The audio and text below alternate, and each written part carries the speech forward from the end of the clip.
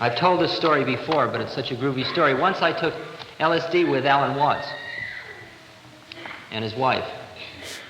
And we had a very groovy time together, and he started to talk, and he talked steadily for 8.5 hours. And at first I got very bugged, and I kept saying things to myself like, doesn't he think anybody else knows anything? What does he think? Jano and I would look at each other with great discomfort. Isn't he ever going to shut up? We know he's smart, but does he have to be that smart?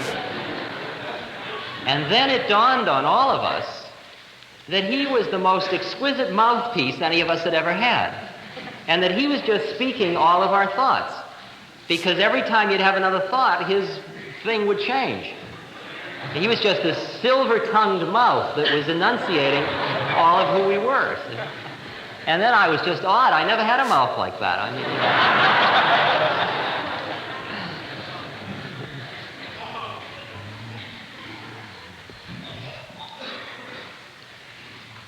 See, in Paul's letter to the Romans, they talk about Christ's body and all of the parts of Christ's body. It's only when you live at the next frequency up, where you are in the here and now, where we all are all the time, see, always here, then you do your thing on the physical plane, because you're in a human body and you must preserve and maintain it, because it is the exquisite vehicle that is going to allow you to become totally liberated in one lifetime. And you honor it and cherish it and protect it. And it does its thing because it is in nature and it is lawful. And if you can quiet down enough, you can hear what its thing is instead of thinking about, well, I wonder what its thing is. Because its thing is a function of your heredity, your environment, your opportunities, all of the possibilities around you at every moment. That's what your thing turns out to be. But you can only hear what your thing is when you've stopped identifying with your thing.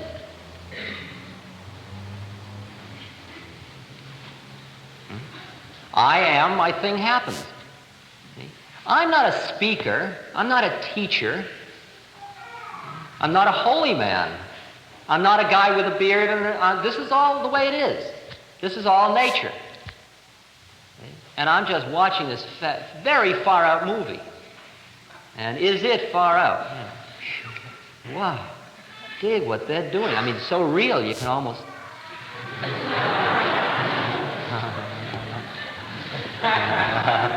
You laughed.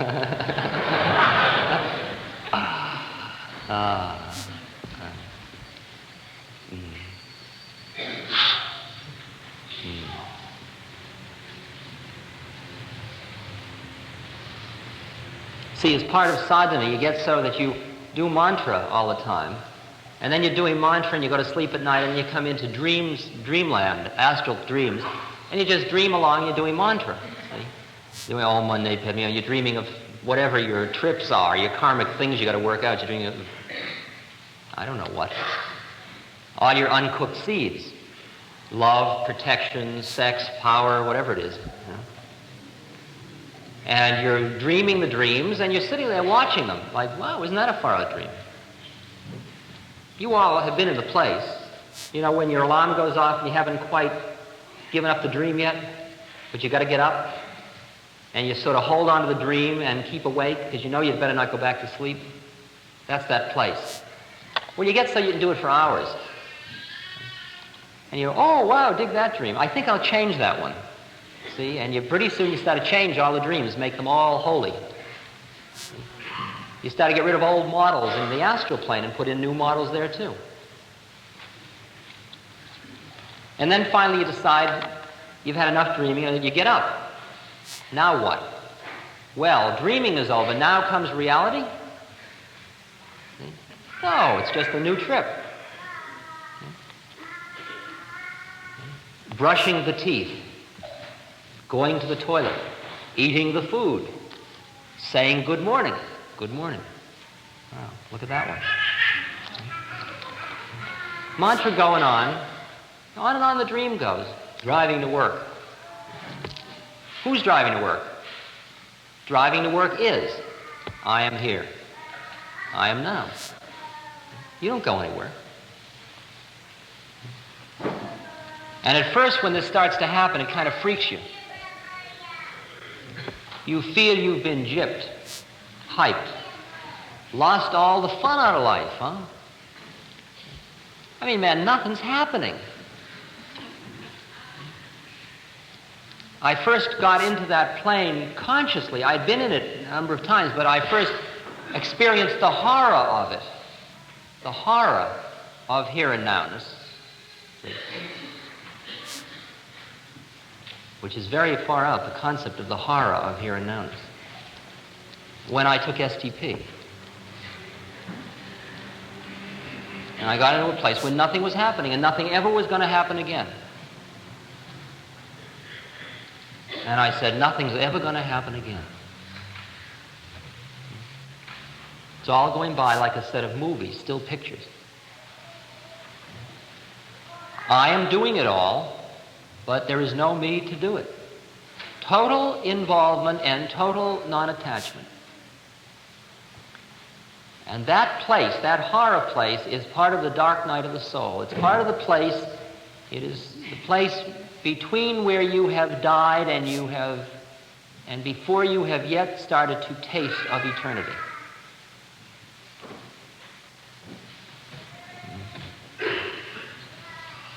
Because what you have yet to fathom at that moment, in the here and now, it all is. All of it. Everything you were ever reaching for is already here now.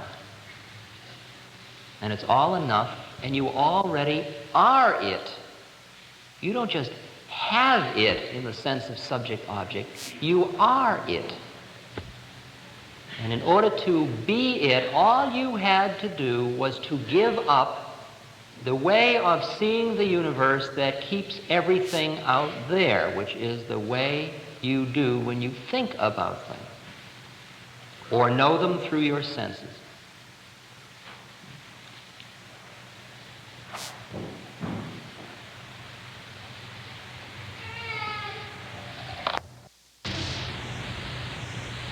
Behind your senses, behind your thinking mind, I am.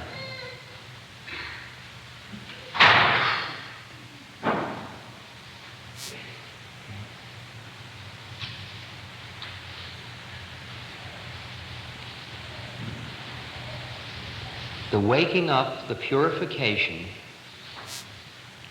takes place through everything you do once you have started to identify with that being inside you who is not connected with any of your drama. Then everything you do is done, quote, consciously, and everything you do wakes you up further.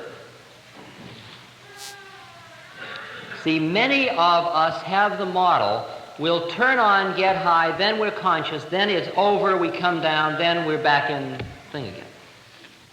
But the fact is that the going up and the coming down and the back in the thing or the being high, all is part of the process once you have developed the perceptual frame of reference of here and now.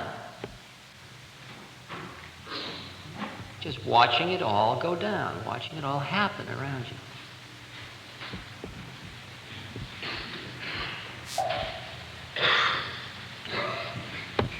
See, it sounds ominous to say, finally there is nothing else to do but work on yourself. The other way of saying it is, there's no way to slip and fall, really. Because everything you do is going to keep waking you up. Everything you do. That's what Meister Eckhart was saying. When you finally dig who you are and how it's all to be, and the seed is planted clearly and fully, then every single thing you do is part of your sadhana, your spiritual work. Every single thing. I can't take time off even if I tried.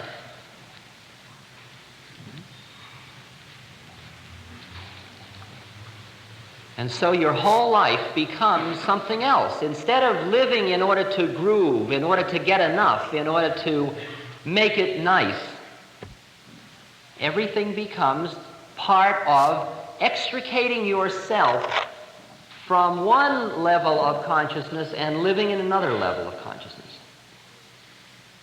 And in this other level of consciousness, we carry wood and we carry water and we chop wood. Before Satori, when you're in the gross plane and you're completely caught in your rational mind, you're going around doing your thing. And then you wake up. And then a waked up being takes care of his body, does his thing, does his dance in life. There is no external measure by which we will know of the consciousness of a human being. There is no external manifestation that is in one-to-one correspondence with sheer being, because being is reflected in every breath, in every act, at every moment.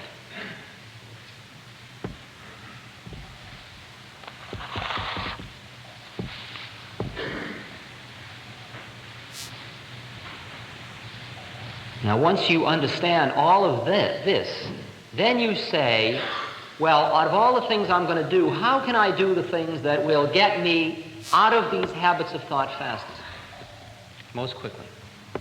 That is karmically determined that you'd ask the question. See, I mean, you don't think you have free choice like that. That doesn't work. The story I told last night, I really dig the story. I've told it here, I think, before, of the little boys in Central Park, and they're taunting this little kid, and they chase him up a tree, and he's crying, and he says, I'm making you chase me up this tree. And they say, no, you're not, and they get very angry. And he says, I'm making you say, no, you're not. And they say, no, you're not. And he says, I'm making you say that too. And they get furious. Finally, they say, let's leave the crybaby. And they start to walk away from him, and he says, he's up in the tree, he says, I'm making you walk away. And he says, in fact, everything you do for the rest of your life, I'm making you do.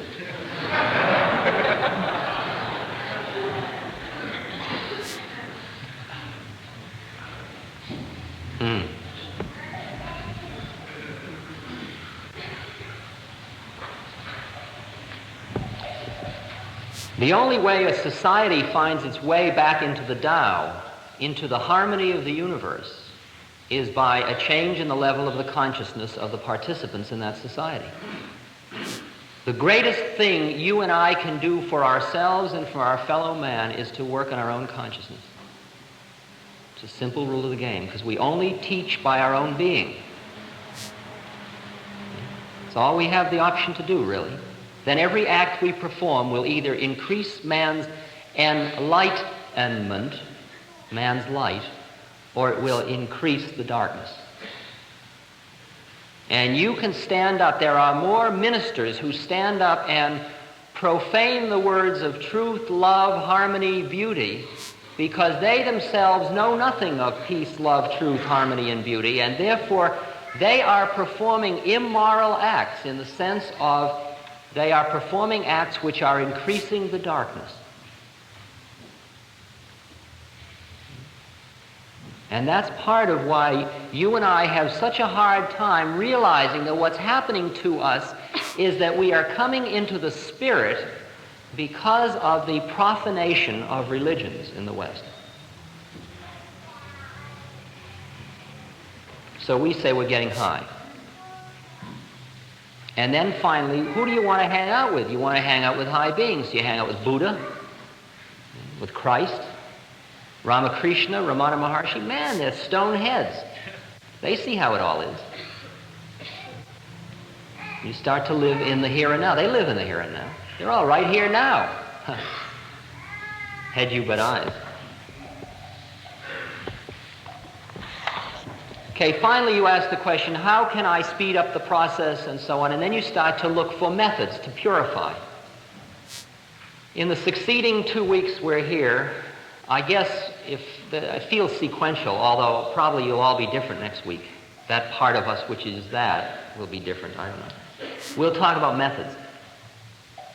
Meditation, bhajan, kirtan, pranayam, drugs. living life, karma yoga, Sufi dancing.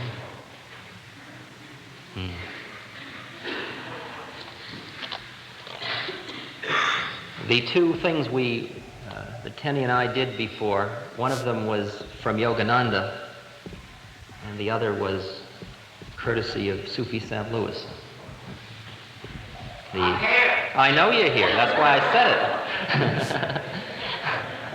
We probably did it wrong, too, because I've never met you.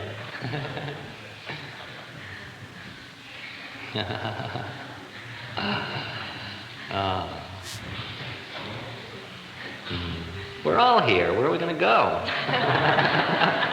I'm here, too. It's all here and it's all enough. Now, one matter of explaining about these scenes. The reason we're doing all this stuff, these lecture series, and I'm doing 3.5 months of 60 of these. And it's either going to get me high or break me, I'll tell you. Everything that brings me down, I got to keep doing till I get higher from it than right? Okay. When I was in the temple in India, in dark India, it was so far out what was happening to me, I started writing notes, collecting. And then I got a message from the teacher which said, the Guru sent his Ashirvad for your book. And I said, what book could that be? And he said, whatever book it is you're doing. Now, I had no plan to do a book ever again. And I came back to this country and I thought, well, the Guru said to do a book, I'm supposed to do a book. So I sat down, I typed the book. And I sent it to all these publishers and they all turned it down. So I said, well, obviously that couldn't be the book, because Maharaji would never let them turn it down if it was the book that it was supposed to be. I mean, either he is who he is or he isn't. That's the way I live, see.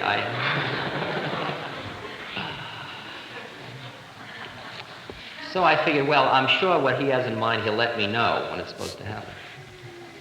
So I went around the country giving darshans, and there were a lot of tapes made by Big Sur Recording Company and people in the East Coast, and lots of other people. Pretty soon there were more tape recorders than people. And then a lovely woman in New York asked if she could type up all the tapes. She typed a huge pile of tapes. And then this fellow up and down Big Sur went through the tapes, and he said, you know, there's something very interesting, that the tapes are like at two levels. Sometimes you're talking along and you're just like a heavy professor teaching. And there's ego all over it. And then at some point, when something happens with you in the audience, you turn on, and then it all comes out like iambic pentameter. And he says, it's not you speaking at all.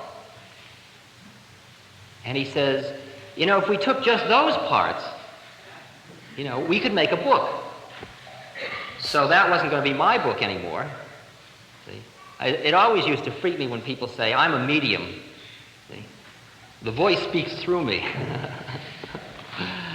But I guess that's the way it is. I guess, I don't know. Maybe it's just a super hype. At any rate, I don't know who's speaking through me, but stuff comes out. So we've taken all these high parts and cut them up, and we put them together in a little book, which reads like the Tao. Then people said, yeah, but what about all that stuff about how to meditate and how to do pranayama and asanas and Sufi dancing and how to do meditations? Well, we'll put in little booklets. Part of the book will be that. Then a lot of people said, couldn't we have some holy pictures to hang up around our puja tables? You know, those groovy Indian pictures of Krishna and Ram, and how about Christ and Gandhi and, you know. Okay, well, we'll put those in. Well, everybody said, well, we will need 2 copies because we don't like to tear them out of the book. Could you put an extra set in the back? So, okay, we'll put those in. So the thing has been, you know, like, and then somebody said, gee, you've got a groovy idea about how to die. Would you put a manual? Okay, we'll put a manual.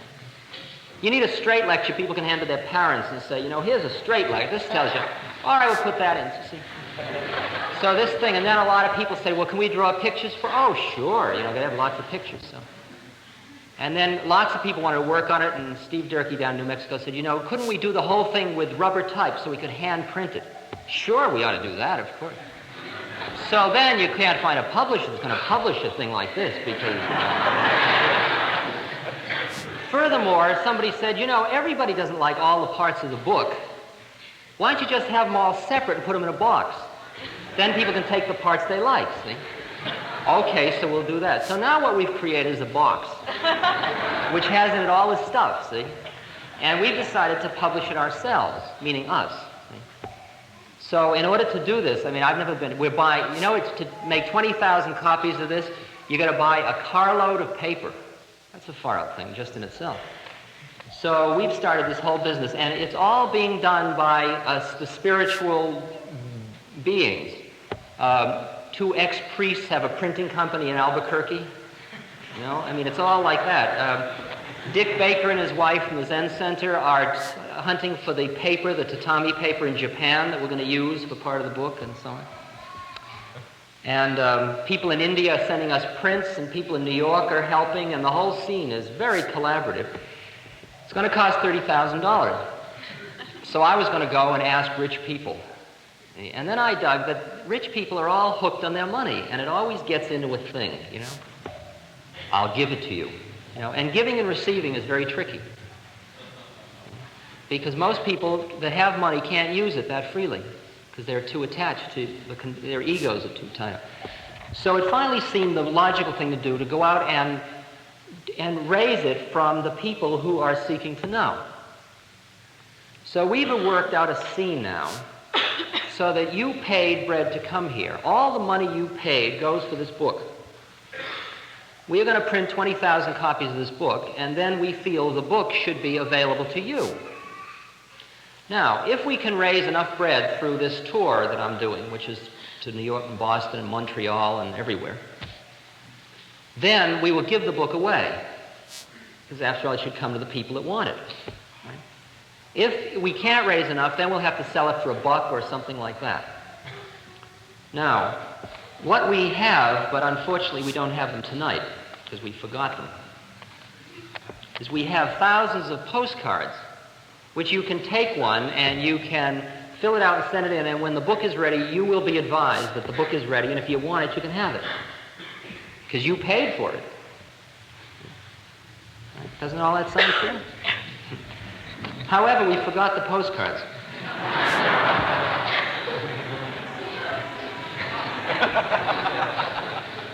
Okay.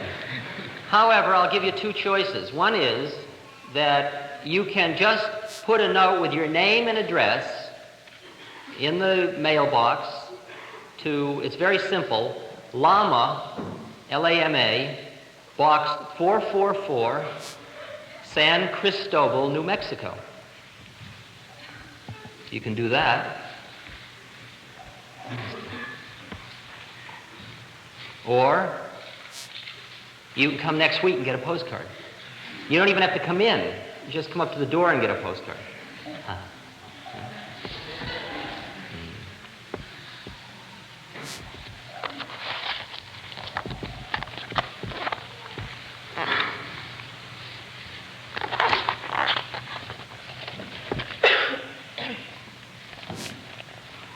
All right, Lama Box 444, San Cristobal, New Mexico.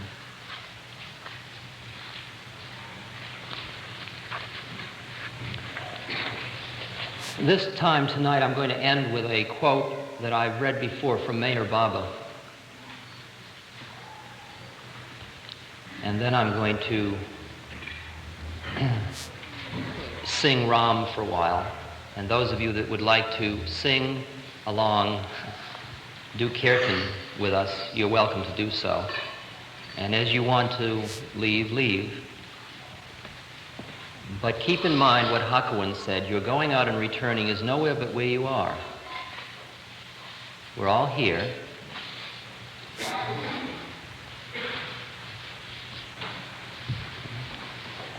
We're all always here.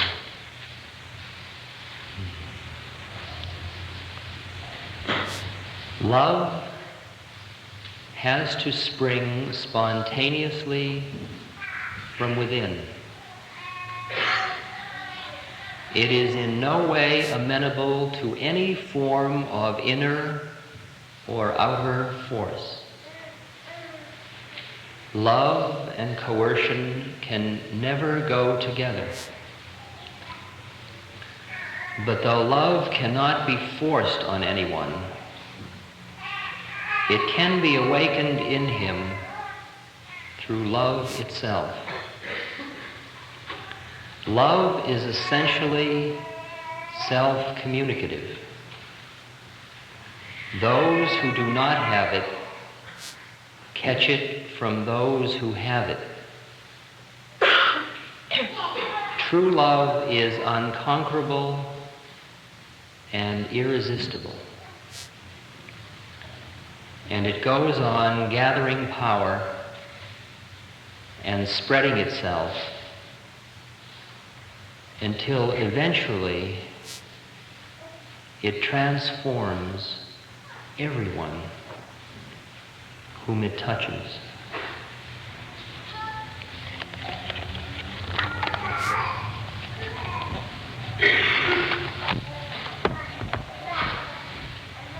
In India, when we meet and part, we say to one another that which reminds us about who we really are. We say namaste, which says, I honor the Atman within you. I honor the place in you where you are God, where you are love, where we are one. The word is namaste. Namaste. Namaste.